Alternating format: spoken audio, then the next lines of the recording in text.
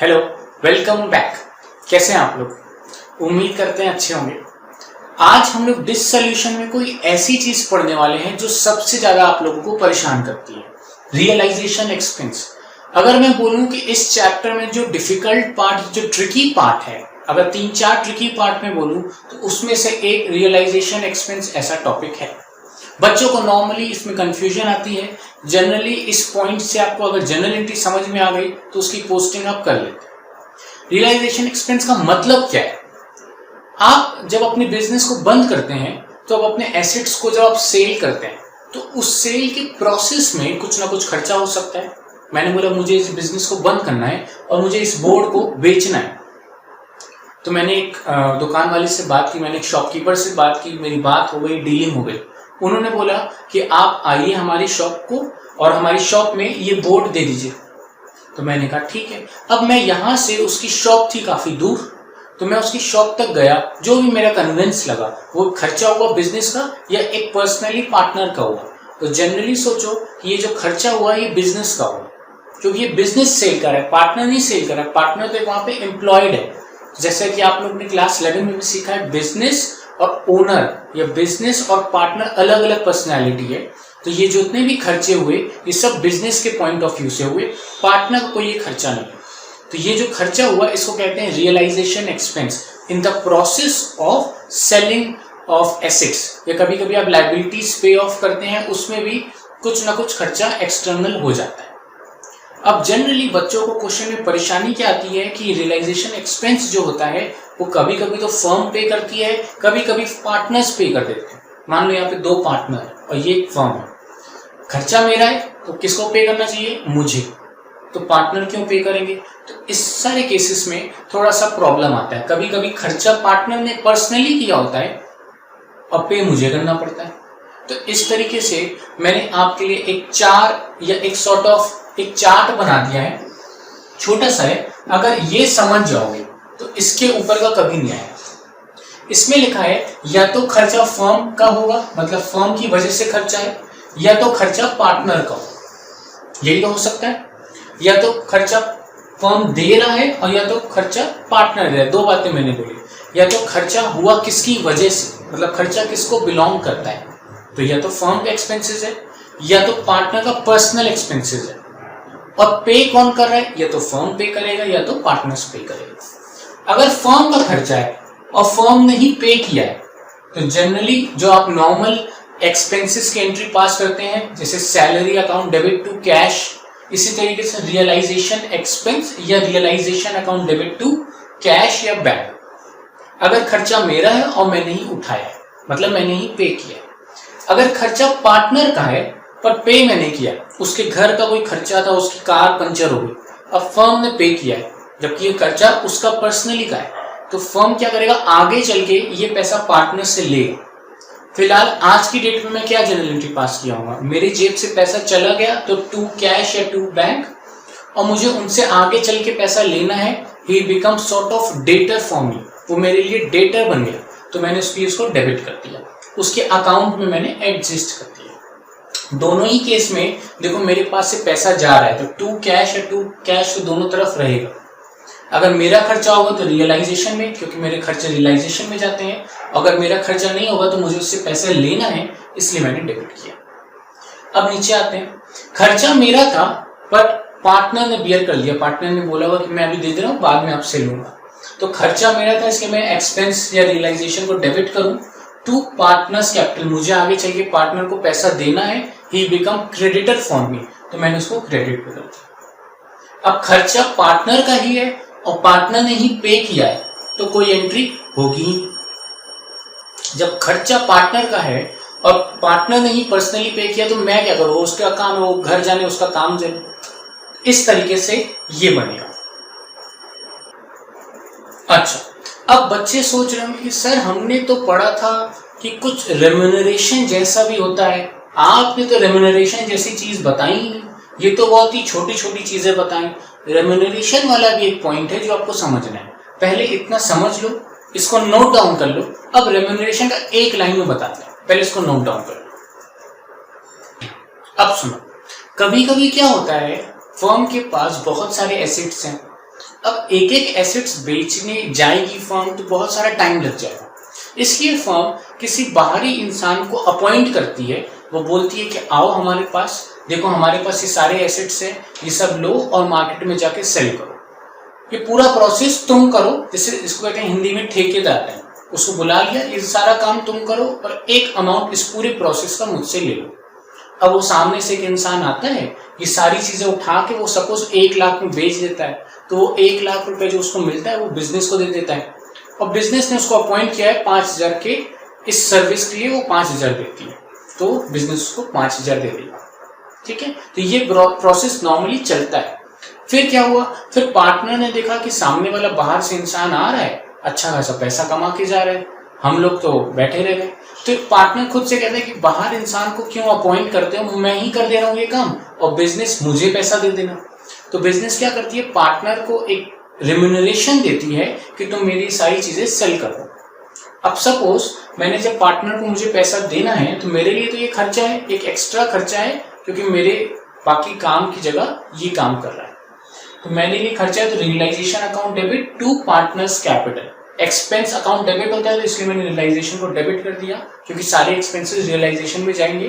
To partners capital, क्योंकि मुझे पैसा देना है पार्टनर्स को, तो वो मेरे लिए कौन बन गए, क्रेडिटर बन गए, तो इसलिए वो उसको मैंने क्रेडिट कर दिया। अब मैंने उसको दिया है 10,000 रुपए, उसका कितना खर्चा होता है वो जाने, उसका काम जाने। मैं थोड़ी ना उससे पूछूंगा कि तुमको तो मैंने 10,000 दिया, तुमने तो खर्चा किया 7,000 रुपए, तो 3,000 वापस लाओ, ऐसा नहीं होगा। अब मैंने उसको 10 दे दिया है, उस प्रोसेस में चाहे 10,000 रुपए खर्चा हो, 7,000 हो या 1 लाख हो, वो जाने, उसका काम जाने। हम लोग क्या करेंगे, इतने 10,000 से एंट्री पास कर देंगे, एक्चुअल एक्सपेंसेस जो भी होगा उसको हम लोग इग्नोर कर देंगे, क्योंकि वो उसका खर्चा है, वो उसको जाने। कभी कभी ना जिस पर्सन को हम लोग अपॉइंट करते हैं उसके बहुत सारे कॉन्टैक्ट्स होते हैं, तो वो अपने कॉन्टैक्ट्स के बेसिस पे ये जो खर्चा एक्चुअली होता उसको काफी वो कम करता है और फिर वो पैसे कमा लेता है। तो इस तरीके से, तो रेम्यूनरेशन का केस कभी भी हो, हम रेम्यूनरेशन अगर पार्टनर को दे रहे हैं तो पार्टनर्स को देने के रेम्यूनरेशन की ये जनरल एंट्री होगी, और उसके बाद एक्चुअल खर्चा नीचे क्वेश्चन में जरूर दिया होगा, उसको आप इग्नोर कर दो। ये तो रहा है कॉन्सेप्ट की बात। अब इसके बेस पे कुछ क्वेश्चंस देख लेते हैं, आइए। क्वेश्चन नंबर 1, इसमें लिखा है realization expenses amounted to ₹10,000, realization का खर्चा हुआ 10,000। ये कहीं नहीं लिखा है कि ये खर्चा किसका था या किसने किया है, इसके बारे में नहीं लिखा है, किसका था और किसने किया नहीं लिखा है। जब इंफॉर्मेशन नहीं गिवन हुई किसी भी चीज के बारे में तो हम एज्यूम करेंगे ये खर्चा मेरा ही था और मैंने ही किया। मैं कौन हूं, बिजनेस, तो क्या एज्यूम करेंगे मेरा ही खर्चा, मैंने पे किया है। एंट्री क्या पास होगी, realization account debit to cash, या बैंक भी लिख सकते हैं, 10,000। अब नेक्स्ट क्वेश्चन देखते हैं। नेक्स्ट क्वेश्चन, रियलाइजेशन एक्सपेंस है 5,000 का, वर paid bye Manoj a partner. पहले तो ये लिखा है कि रियलाइजेशन में खर्चा हुआ 5,000, पे किया है मनोज ने। खर्चा था किसका, इसके बारे में कुछ भी इंफॉर्मेशन नहीं है, तो क्या मानेंगे मेरा ही था, पर पे किया है पार्टनर ने, तो हम अब पार्टनर को पैसा दे देंगे। तो मेरा तो खर्चा है, तो मेरे लिए क्या होगा, रियलाइजेशन अकाउंट डेबिट, क्योंकि मेरे लिए एक्सपेंस है, टू हम पार्टनर को पैसा देंगे, वो मेरे लिए क्रेडिटर बन गया, इसलिए मैंने उसको क्रेडिट कर दिया, टू मनोज कैपिटल, क्योंकि वो मेरा पार्टनर है तो मैंने मनोज कैपिटल लिख दिया 5,000। ठीक है, इसके बाद थर्ड क्वेश्चन लिखा है realization expenses of ₹5,000 were paid by firm on behalf of Manoj. मतलब रियलाइजेशन का खर्चा किसका था, 5,000 था, किसका, ऑन बिहाफ ऑफ मनोज, मतलब मनोज का खर्चा पे किया है फर्म ने। अगर उसी चार्ट में ध्यान दो तो मतलब मेरा खर्चा नहीं था, मनोज का खर्चा था, हमने पे किया है, तो हमारे पास से तो कैश चला गया, तो टू कैश, और अब हम पैसा मनोज से लेंगे तो मेरे लिए वो डेटर बन गया, इसलिए मनोज डेबिट, मनोज कैपिटल कर देंगे, कितना लेंगे, 5,000, क्योंकि मुझे मनोज से पैसा लेना है। अब आते हैं fourth question. Fourth case, realization expense of ₹5,000 were to be paid and borne by Manoj. मतलब खर्चा भी मनोज का था, पार्टनर का, और पे भी उसी ने किया। तो मैं अपनी बुक्स में कोई एंट्री नहीं करूंगा। उसका पर्सनल एक्सपेंस है, उसने पे किया, मैं क्यों एंट्री पास करूं? तो मैं करूंगा नो एंट्री। अब आते हैं फिफ्थ केस। फिफ्थ पॉइंट थोड़ा अलग है। Realization expenses of ₹5,000 were to be borne by Manoj. अब पार्टनर, मतलब एक खर्चा था, बोर्न किसने किया? मनोज ने, मतलब मनोज का खर्चा था। However it is paid by Suraj एक अनदर पार्टनर। एक खर्चा था मनोज का, पे किया दूसरे पार्टनर ने, सूरज ने। तो ये जितनी भी बात है ये तो उनकी आपस की है, बिजनेस क्यों पड़ेगा? बिजनेस के बुक्स में वैसे तो कोई एंट्री नहीं होनी चाहिए, बट मान लो उनके बीच में झगड़ा पड़ा है, वो है तो अपने ही पार्टनर्स। तो क्या करेंगे हम? जिसने पैसा दिया है, जबकि सूरज ने पैसा दिया है, हम मनोज का खर्चा था तो मनोज से पैसा लेंगे क्योंकि मनोज का खर्चा था, और सूरज ने पे कर दिया तो सूरज को पैसा दे देंगे। मनोज से पैसा लेना है तो मनोज को मैंने कर दिया डेबिट, और सूरज को पैसा देना है तो कर दिया सूरज को क्रेडिट। 5,000 सिंपल है। जिससे पैसा लेना है, क्योंकि खर्चा था मनोज का, तो मैं मनोज से पैसा लूंगा, और जिसने पे कर दिया है उस सूरज को मैं पैसा दे दूंगा। तो ये था फिफ्थ केस। तो नॉर्मली यही केसेस थे। अब आते हैं कुछ केसेस रिम्यूनरेशन से रिलेटेड, आइए वो भी देखते हैं। आइए देखते हैं सिक्स्थ केस। सिक्स्थ में लिखा है Manoj a partner was paid remuneration of ₹10,000, actual expenses ₹8,000। एक पार्टनर है मनोज, हमने उसको 10,000 दे दिया और बोला कि डिस सोल्यूशन का सारा काम तुम्हारा है, तुम करो। हमने उसको कितना पैसा दे दिया? 10,000। उसका पर्सनली खर्चा हुआ 8,000, वो जाने। मुझे ये नहीं मतलब है कि उसका पर्सनली कितना खर्चा है, मुझे तो इससे मतलब है कि मैंने कितना पैसा दिया। मैंने कितना दिया? 10,000। तो मेरा खर्चा कितना हुआ? 10,000। एंट्री क्या पास होगी? रियलाइजेशन अकाउंट डेबिट टू, क्योंकि हम उसको पैसा देंगे अभी, तो मनोज। बहुत सारे बच्चे कंफ्यूज होते हैं कि सर यहाँ पे टू कैश क्यों नहीं लिखा? टू कैश इसलिए नहीं लिखा क्योंकि अभी हम एक्चुअली उसको कैश दे नहीं रहे, हमने उसको कमिटमेंट किया है कि हम आपको 10,000 रुपीज दे देंगे इन फ्यूचर देंगे। तो अभी हमारे लिए वो क्रेडिटर सॉर्ट ऑफ बन गया, आगे हम पैसा देंगे। इसलिए कभी भी रेम्यूनरेशन वाला पॉइंट गिवन हो तो एक्चुअल एक्सपेंसेस भूल जाना, इग्नोर कर देना, और जितना आपने पैसा दिया है आप उतने से ही रिकॉर्ड करोगे। बहुत सारे बच्चे बोलते हैं कि सर 2,000 बच गया तो सिर्फ 8,000 से होना चाहिए, ऐसा कुछ नहीं। आपकी जेब से कितना जा रहा है? 10,000, तो 10,000 से रिकॉर्ड। अब रेम्यूनरेशन से रिलेटेड एक थोड़ा सा टेक्निकल केस देखते हैं। आइए अब लास्ट केस देखते हैं, और जितना भी हम लोग ने पढ़ा है सबका समरी वे में मैंने सबसे टेक्निकल केस जो बन सकता है वो बना के आपको दिखाया। देखते हैं कौन सॉल्व कर पाता है खुद से। मैं भी करता हूं। डिस सोल्यूशन एक्सपेंसेस हुआ 8,000 का, मतलब पूरा सब कुछ बेचने में खर्चा हुआ है total 8,000। Out of these expenses 3,000 were borne by firm and balance by Manoj.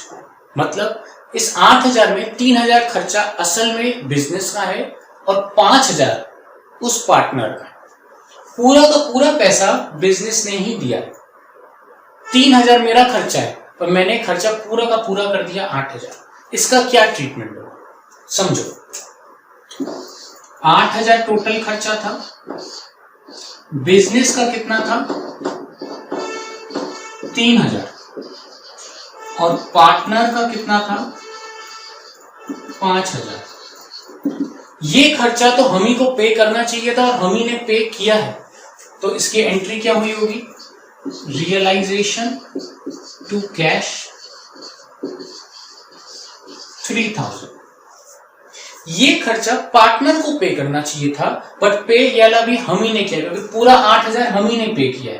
तो इसका तो समझ में आ गया कि करना भी चाहिए था, बट ये हम लोग को नहीं करना चाहिए था, फिर भी हम लोग ने पे कर दिया। अगर पार्टनर का खर्चा हम पे करते हैं तो एंट्री क्या होती है? हमारे पास से कैश चला गया और आगे चल के हम पार्टनर से पैसा लेंगे क्योंकि उसका खर्चा हमने पे किया, तो उसको हम डेबिट कर देंगे। पार्टनर का नाम है मनोज।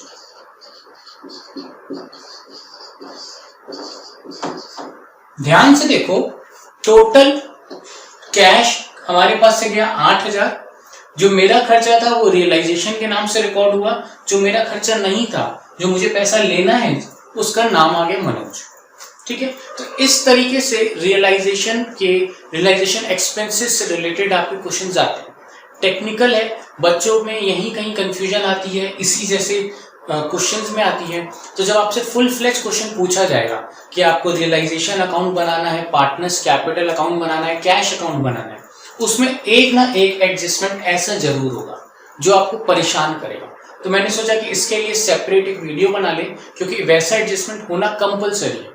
रियलाइजेशन एक्सपेंसेस आना जरूरी है, कंपलसरी है, चाहे क्वेश्चन बड़ा हो या छोटा। तो इसके कॉन्सेप्ट क्लियर होना जरूरी थे। आई होप आपको ये सब समझ में आया हो। आई होप वो आपने टेबल बना ली हो। अगर वो टेबल से आप समझ पा रहे हैं तो उस टेबल का यूज करिए। छोटी सी टेबल है, आसान सी टेबल है, फिर भी मैं कहूँगा कॉन्सेप्चुअली चलो। रेम्यूनरेशन वाले क्वेश्चंस भी लगाना मत भूलना। तो आई होप आपको आज की क्लास अच्छी लगी हो। Thank you very much.